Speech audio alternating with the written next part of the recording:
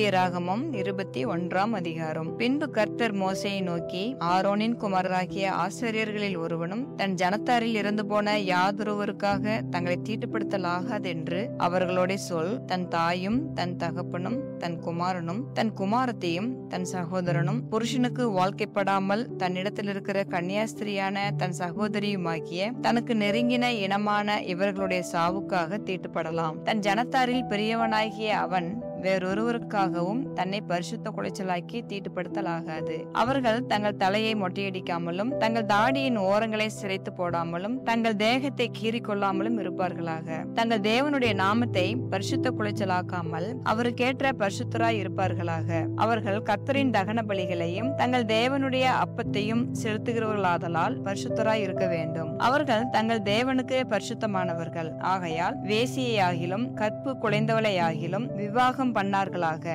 தன் புருஷனாலே தள்ளப்பட்ட ஸ்திரீயையும் விவாகம் பண்ணார்களாக. அவன் தேவனுடைய அப்பத்தை செலுத்துகிறபடியால் நீ அவனை பரிசுத்தப்படுத்த வேண்டும். உங்களை பரிசுத்தமாக்குகிற கர்த்தராகிய நான் பரிசுத்தராய் இருக்கிறபடியால் அவனும் உனக்கு முன்பாக பரிசுத்தனாய் இருப்பானாக. ஆசாரியனுடைய குமாரத்தி வேசித்தனம் பண்ணி தன்னை பரிசுத்த குலைச்சலாக்கினால் அவள் தன் தகப்பனையும் பரிசுத்த குலைச்சலாக்குகிறாள். அவள் அக்கினியிலே சுட்டரிக்கப்பட கடவுள். தன் சகோதரருக்குள்ளே பிரதான ஆசாரியனாக தன் சிரசில் அபிஷேக தைலம் வார்க்கப்பட்டவனும் அவனுக்குரிய வஸ்திரங்களை தரிக்கும்படி பிரதிஷ்டை பண்ணப்பட்டவனுமாய் இருக்கிறவன் எவனோ அவன் தன் பாகையை எடுக்காமலும் தன் வஸ்திரங்களை கிழித்துக் கொள்ளாமலும் பிரேதம் கிடக்கும் இடத்தில் போகாமலும் தன் தகப்பனுக்காகவும் தன் தாய்க்காகவும் தன்னை தீட்டுப்படுத்திக் கொள்ளாமலும் பரிசுத்த ஸ்தலத்திலிருந்து புறப்படாமலும் தன் தேவனுடைய பரிசுத்த ஸ்தலத்தை பரிசுத்த குலைச்சலாக்காமலும் இருப்பானாக. அவனுடைய தேவனின் அபிஷேக தைலம் என்னும் பீடம் அவன் மேல் இருக்கிறதே. நான் கர்த்தர். கன்னிகையாய் இருக்கிற பெண்ணை அவன் விவாகம் பண்ண வேண்டும். விதவையே ஆனாலும் தள்ளப்பட்டவளையே ஆனாலும் கற்பு குலைந்தவளையே ஆனாலும் வேசியே ஆனாலும் விவாகம் பண்ணாமல் தன் ஜனங்களுக்குள்ளே ஒரு கன்னிகையை விவாகம் பண்ண கடவன். அவன் தன் வித்தை தன் ஜனங்களுக்குள்ளே பரிசுத்த குலைச்சலாக்காமல் இருப்பானாக.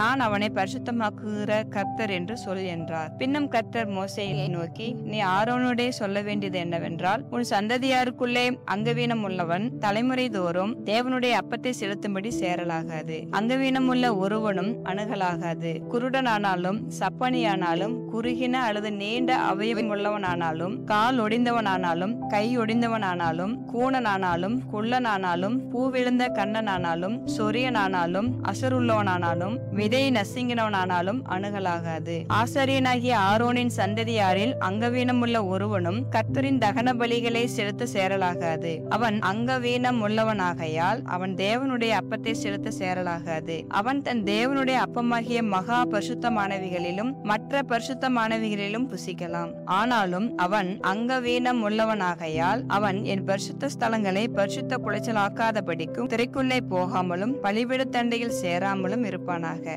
நான் அவர்களை பரிசுத்தமாக்குகிற கர்த்தர் என்று சொல் என்றார். மோசே இவைகளை ஆரோனோடும் அவன் குமாரரோடும் இஸ்ரவேல் புத்திரர் அனைவரோடும் சொன்னான் என்பதே. ஆமேன்.